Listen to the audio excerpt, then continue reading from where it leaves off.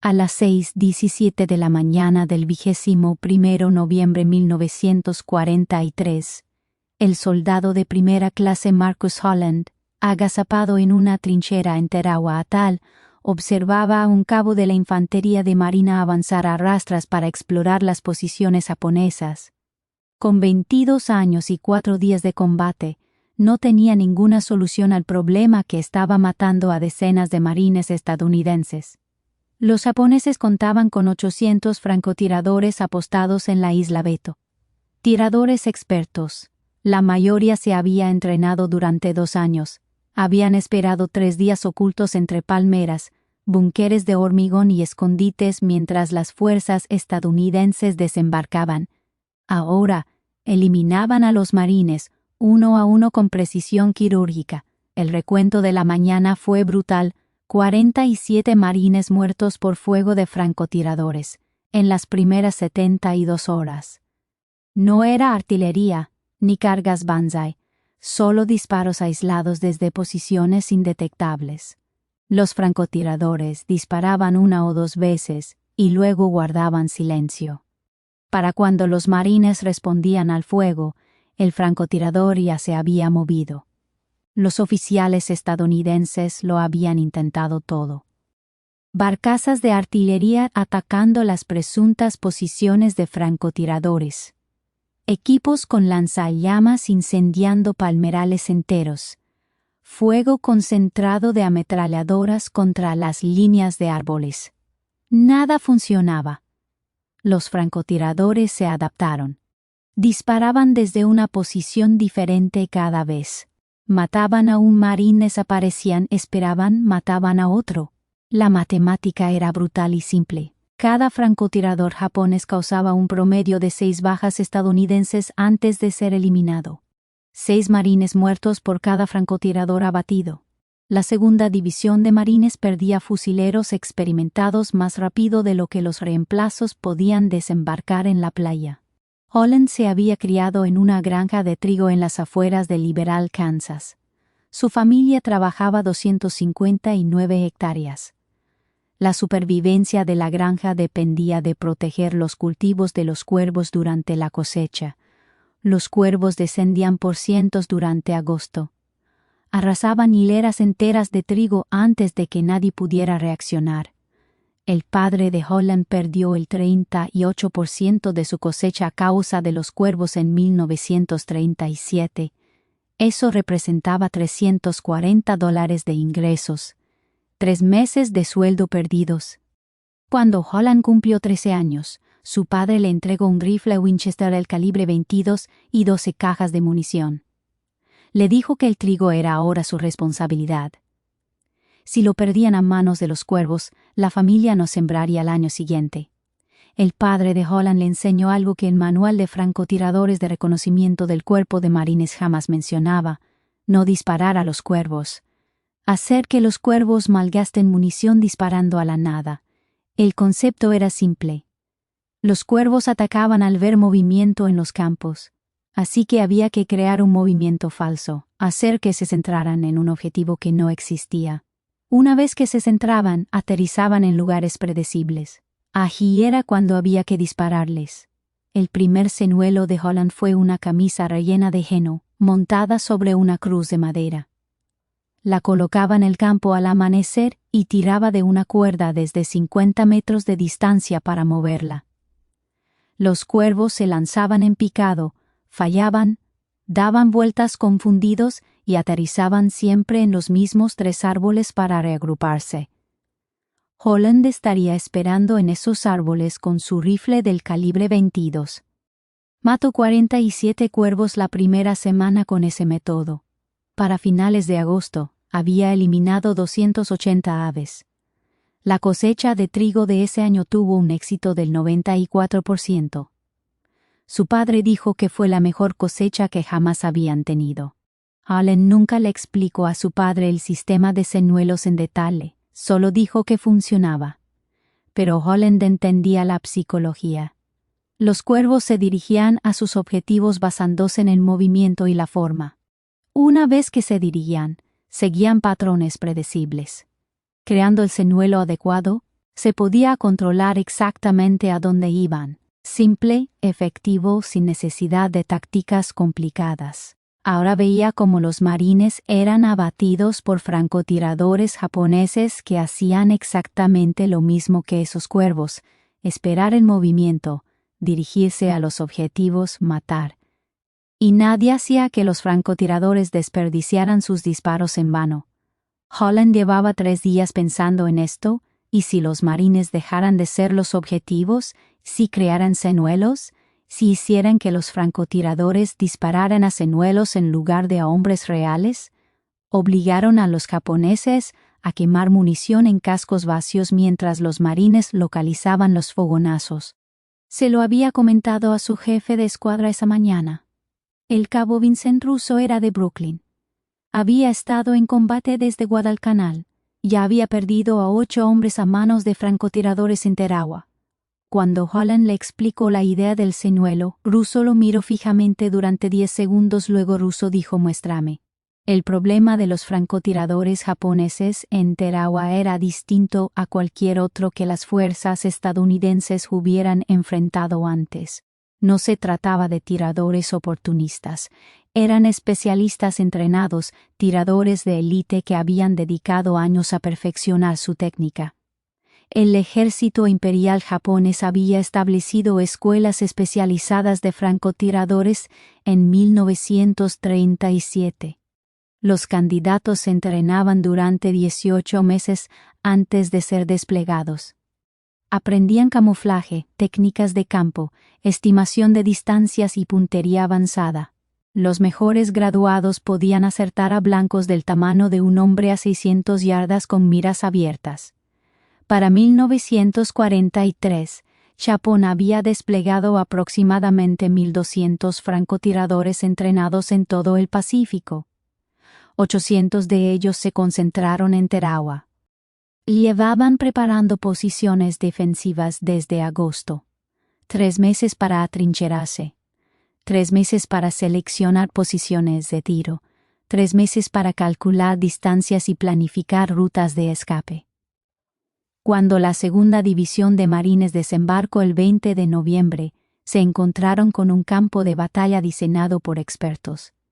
Los francotiradores empleaban una táctica llamada reubicación de un solo disparo. Disparaban una vez desde una posición. Inmediatamente se desplazaban a una posición secundaria preseleccionada entre 30 y 50 metros de distancia. Esperaban. Si los marines buscaban la posición original, les disparaban desde la nueva. Si no buscaban, esperaban a otro objetivo y repetían el proceso. La doctrina estadounidense contra francotiradores dictaba localizar al tirador, suprimirlo con una potencia de fuego abrumadora, avanzar y despejar la zona. Pero eso requería localizar al tirador, y los francotiradores japoneses se habían convertido en maestros del siglo. Disparaban desde posiciones estratégicas. Los marines no podían ver a través de las troneras de los búnkeres de hormigón, a 12 metros de altura, ni desde los agujeros cubiertos de arena y vegetación. Algunos francotiradores habían construido plataformas de bambú dentro de los sistemas de agua, disparaban a través de una pequeña abertura y luego se cubrían, quedando completamente ocultos. Los francotiradores exploradores de la infantería de marina intentaban contrarrestarlos. La segunda división contaba con 12 francotiradores entrenados, hombres valientes y expertos tiradores, pero 12 marines no podían cubrir una isla entera. Los japoneses tenían 800 francotiradores. Las cuentas no cuadraban. Para el 21 de noviembre, el tercer día de combate, las bajas de la infantería de marina por fuego de francotiradores ascendían a 91 hombres, muertos o heridos, la mayoría murieron. Los francotiradores japoneses apuntaban a la cabeza o al pecho. No herían. Eliminaban objetivos. Holland presenció esto. Observo a los marines exponerse para moverse entre posiciones. Observo fogonazos desde lugares invisibles. Observo a hombres valientes morir por disparos de fusil que nunca vieron venir. El pelotón al que pertenecía Holland había perdido a 3 hombres por francotiradores. Los 3 eran fusileros experimentados. Los tres habían sido cautelosos. Los tres estaban muertos. En fin, el soldado de primera clase Anthony DeMarco fue el primero. 19 de noviembre. Durante el desembarco inicial, DeMarco había sido mecánico en San Francisco antes de la guerra. Un chico listo y precavido. Avanzó desde la playa hasta un cráter de obús. Miró por encima del borde para explorar la siguiente posición. Un solo disparo de fusil le atravesó el casco, muerto antes de tocar el suelo. El cabo Thomas Berkeley fue el segundo. Berkeley había sobrevivido a Guadalcanal. Sabía cómo moverse en combate, sabía que debía agacharse. El 20 de noviembre, estaba cruzando entre dos trincheras. Se movió rápido agachado. Aún así, un francotirador lo alcanzó, una bala en la parte superior del pecho. Berkeley murió 30 segundos después. El cabo David Torres fue el tercero. Torres era jefe de pelotón, con 10 años de servicio en el frente. Estaba dirigiendo el fuego desde detrás de un tren Amtrak averiado cuando un francotirador le disparó en el cuello. La bala provino de una palmera a 200 yardas de distancia. Nadie vio el fogonazo, nadie encontró al francotirador. Holland conocía a los tres hombres, había entrenado con DeMarco en Camp Pendleton, había compartido un barco de transporte con Berkeley cruzando el Pacífico y había recibido órdenes de Torres durante 4 meses. Ahora los tres estaban muertos, abatidos por enemigos a los que nunca vieron. La mañana del 21 de noviembre, Holland se encontraba en una trinchera con el cabo Russo y otros 2 marines, el soldado Lawrence Bennett de Oklahoma y el soldado de primera clase Daniel Carpenter de Georgia. Los 4 habían visto morir a demasiados amigos. Los 4 ansiaban algo diferente. Holland les habló de los cuervos, del sistema de señuelos, de crear blancos que no fueran reales. Russo preguntó cómo funcionaría eso contra los francotiradores. Holland explicó: tomen un casco, montenlo en un palo y levantenlo lentamente por encima de la cobertura, como un marine que se asoma desde una terraplén. El francotirador ve movimiento y una silueta con forma de casco. Dispara, fala y se da cuenta de que ha desperdiciado una bala. Pero lo más importante es que, al disparar, se produce un fogonazo que revela su posición. Bennett preguntó de qué servía eso si el francotirador simplemente se movía después de disparar. Holland respondió que el francotirador se movería, pero no muy lejos. No se trataba de tiradores al azar, sino de especialistas con posiciones preparadas. Tenían posiciones primarias, secundarias e incluso terciarias de apoyo, todo dentro de un área limitada. Si el francotirador disparaba 3 o 4 veces a señuelos, se comenzaba a triangular su zona de operaciones. Entonces se podía saturar esa zona con fuego de supresión o solicitar apoyo de artillería. Carpenter preguntó si Holland tenía alguna prueba de que esto funcionaría. Holland dijo que había matado a 280 francotiradores con él. Los francotiradores no eran más que francotiradores con rifles. Russo miró a Holland fijamente durante un largo rato.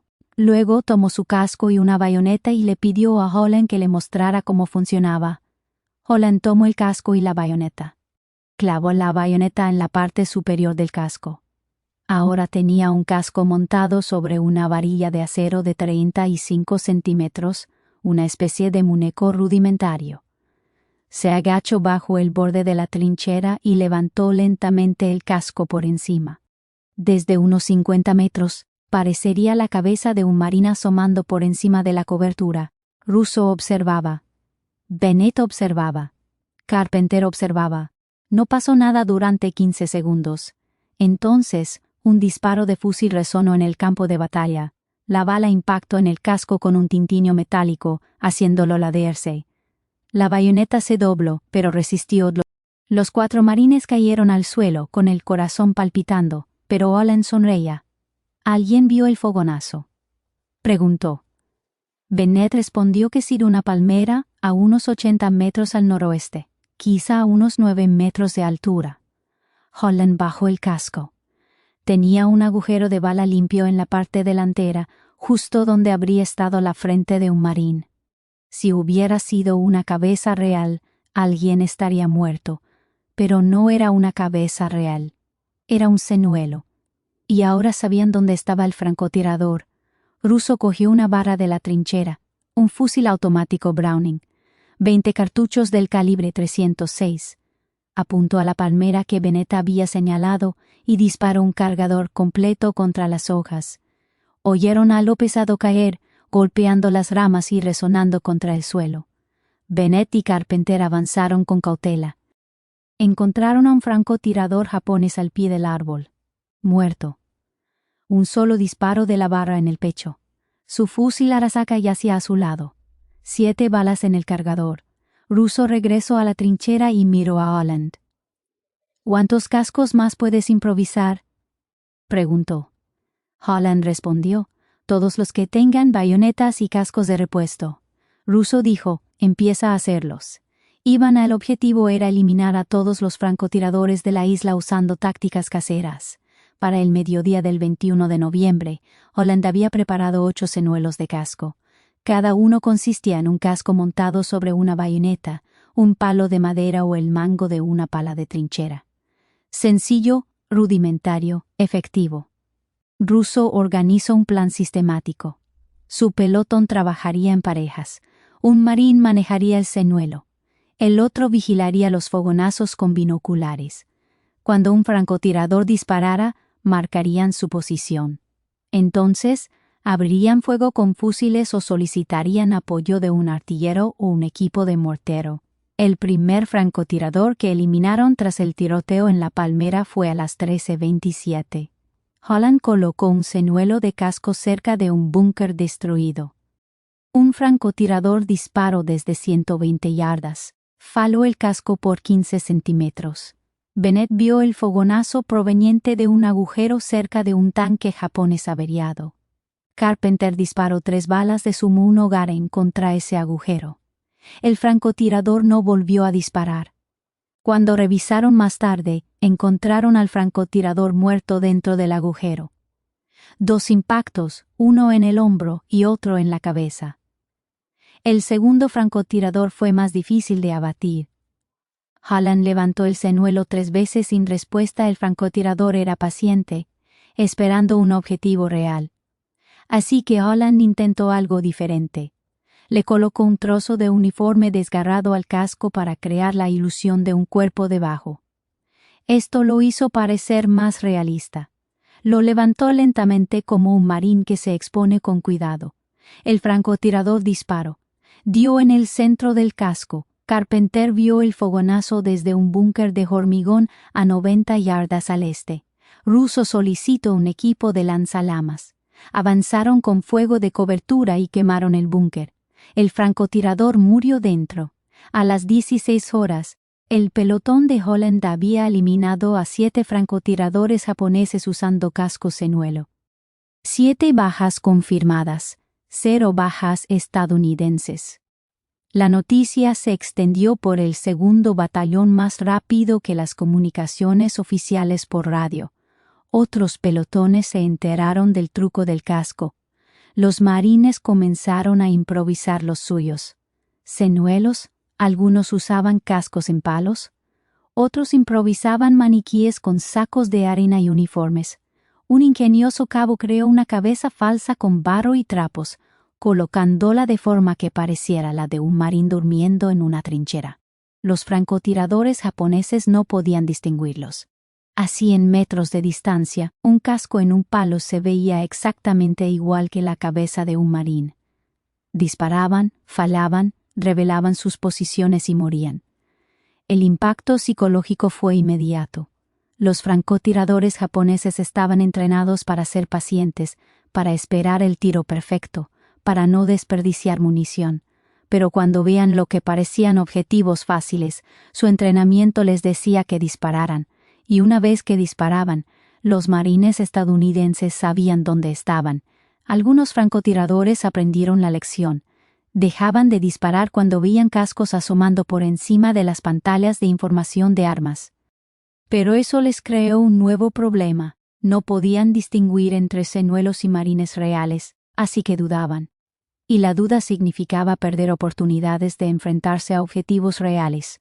De cualquier manera, los estadounidenses obtuvieron una ventaja. Para el 22 de noviembre, en el cuarto día de combate, las bajas de los marines por fuego de francotiradores disminuyeron a 19 frente a las 47 del día anterior. Los señuelos de cascos funcionaban, pero los japoneses se adaptaron. No les quedó más remedio. Sus francotiradores morían a un ritmo insostenible. Los comandantes japoneses ordenaron a los francotiradores que dejaran de disparar a objetivos individuales expuestos. Solo debían atacar a grupos de marines o a objetivos que se movieran y hablaran claramente, ignorando los cascos estáticos y asumiendo que eran señuelos. Pero esta adaptación tuvo un precio. Los francotiradores se volvieron menos efectivos. Dejaron escapar disparos que antes habrían realizado. Los marines estadounidenses se movían con mayor libertad porque los francotiradores dudaban de sí mismos y algunos no pudieron resistir la tentación. Cuando veían lo que parecía un objetivo perfecto, el entrenamiento y el instinto se imponían. Disparaban y morían. El ejemplo más dramático ocurrió el 23 de noviembre. Una posición de francotirador japonés en el búnker del mando central de la isla había matado a 11 marines en 4 días. El francotirador se encontraba en una estructura de hormigón armado con múltiples troneras. Fuerzas estadounidenses no lograban localizar qué puerto estaba usando. Cada vez que neutralizaban un puerto, se movía a otro y seguía disparando. El sargento William Parker decidió resolver el problema con señuelos. Parker comandaba un pelotón de 12 hombres de Ohio. Había perdido a 4 hombres a manos de ese francotirador del búnker. Ya no iba a tener paciencia. Parker ordenó a sus hombres que construyeran 6 señuelos de casco. Luego los colocó en diferentes ubicaciones alrededor del búnker. Su plan era simple: elevar los 6 señuelos simultáneamente desde distintos ángulos. Obligaría al francotirador a elegir un objetivo. Cuando disparara, las otras 5 posiciones triangularían el fogonazo. A las 10:15 los 6 señuelos se elevaron. El francotirador disparó e impactó en un señuelo, atravesándole el casco. El fogonazo provino del puerto de tiro noroeste del búnker. El pelotón de Parker concentró el fuego en ese puerto: 30 balas de fusil, 2 ráfagas de munición de cañón y una carga explosiva lanzada a través de la abertura. El francotirador no volvió a disparar. Cuando los marines, tras despejar el búnker, lo encontraron muerto por la explosión de la carga explosiva. Su fusil Arasaka seguía en posición. Estaba apuntando a través de la tronera cuando detonó la carga. La táctica de los 6 señuelos de Parker se convirtió en procedimiento estándar. Los pelotones de la segunda división comenzaron a usar múltiples señuelos para triangular las posiciones de los francotiradores. Los japoneses no pudieron contrarrestarla. Si no disparaban, los marines avanzaban libremente. Si disparaban, revelaban sus posiciones y morían. Para el 24 de noviembre, las fuerzas estadounidenses habían eliminado a unos 340 francotiradores japoneses en Tarawa. La mayoría murieron usando señuelos de casco o variaciones de la técnica. Los señuelos obligaban a los francotiradores a disparar a objetivos falsos, desperdiciar munición y exponerse al fuego enemigo. Las bajas de marines por fuego de francotiradores se redujeron a menos de 10 por día. El campo de batalla que los japoneses habían preparado se convirtió en un cementerio para sus propios especialistas. Pero la contribución de Holland nunca recibió reconocimiento oficial. Ni medalla, ni condecoración, ni mención en los informes posteriores a la acción. El cuerpo de marines atribuyó la mejora a tácticas de pequeñas unidades. La técnica del señuelo con casco se atribuyó a innovaciones de campo desarrolladas de forma independiente por varias unidades. El nombre de Holland figuraba en el registro de bajas de su batallón, entre los heridos. El 25 de noviembre, recibió metralla de un proyectil de artillería japonés. Heridas no mortales en la pierna y el hombro izquierdos.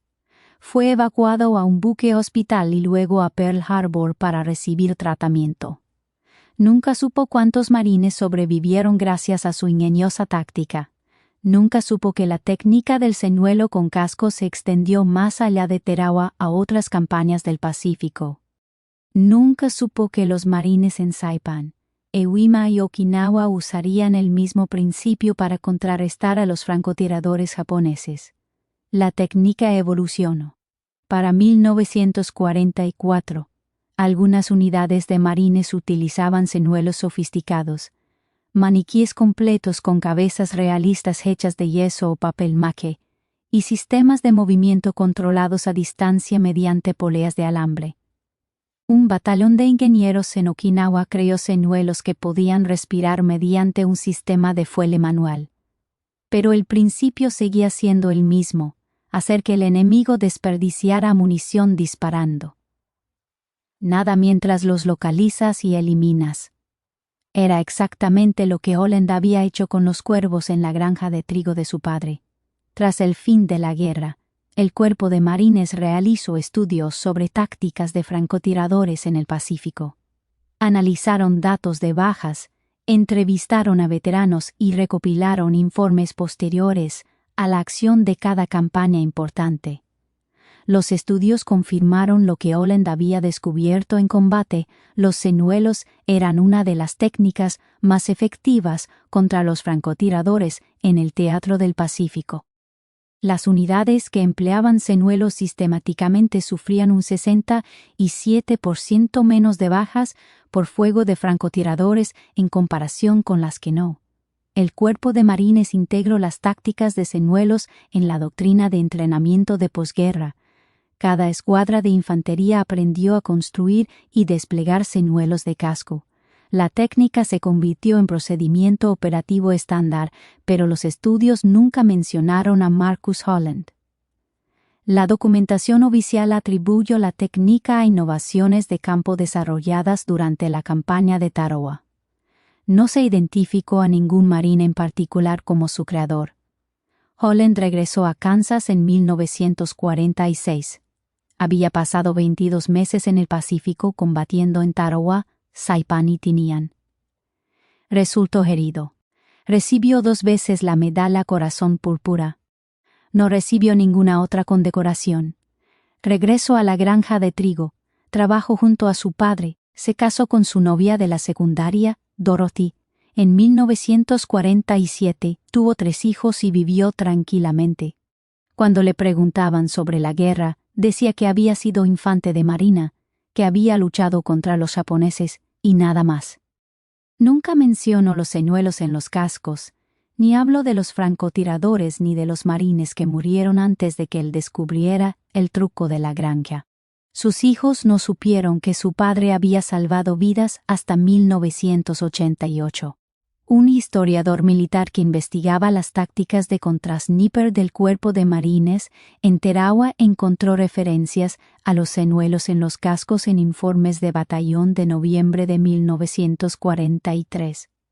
Un informe mencionaba al soldado de primera clase Marcus Holland por su nombre, quien había demostrado un uso eficaz de señuelos improvisados para localizar y eliminar francotiradores enemigos. El historiador localizó a Holland a través de los registros de veteranos. Holland tenía 67 años entonces, seguía trabajando en la granja y seguía cazando cuervos durante la temporada de cosecha. Al preguntarle sobre los señuelos, Holland confirmó la historia y dijo que no era nada especial, simplemente aplicó lo que su padre le había enseñado sobre cómo lidiar con los cuervos. El mismo principio funcionaba con los francotiradores. El historiador calculó el impacto basándose en la reducción de bajas. Después del 21 de noviembre, la técnica del señuelo en el casco probablemente salvó entre 120 y 180 vidas estadounidenses solo en Tarawa. Si se incluyera la técnica en otras campañas, la cifra podría ascender a 600 marines salvados en todo el Pacífico. Holland dijo que nunca los había contado. Solo recordaba a los hombres de su escuadrón que sobrevivieron: Rousseau, Bennett, Carpenter y los demás que probaron los señuelos y sobrevivieron a Tarawa. El sargento William Parker se retiró del Cuerpo de Marines en 1965. Había sido suboficial de carrera, sirvió en Corea y entrenó a reclutas en Paris Island. En su discurso de retiro, Parker mencionó Tarawa, al francotirador del búnker que mató a 11 marines y como un chico de una granja de Kansas le había enseñado a usar el señuelo en el casco. Señuelos. Parker localizó a Holland en 1972, condujo hasta Kansas, llamó a su puerta y se presentó como el sargento que había utilizado 6 señuelos para abatir al francotirador del búnker. Parker le contó a Holland que había enseñado la técnica de los señuelos a todos los reclutas que había entrenado durante 20 años. Miles de marines la habían aprendido. Muchos la habían usado en combate. Algunos habían sobrevivido gracias a ella. Parker dijo que Holland merecía la Cruz de la Armada por esa innovación. Holland no estuvo de acuerdo. Dijo que solo intentaba mantener con vida a su escuadrón. Dijo que cualquier chico de campo que hubiera cazado cuervos habría hecho lo mismo.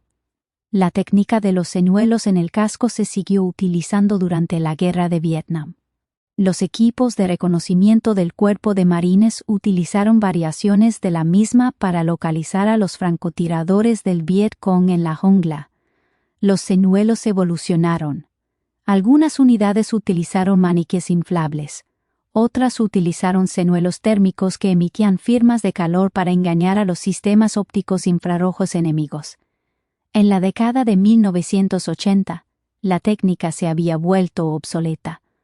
La guerra se desplazó hacia combates a mayor distancia, imágenes térmicas y armas guiadas de precisión.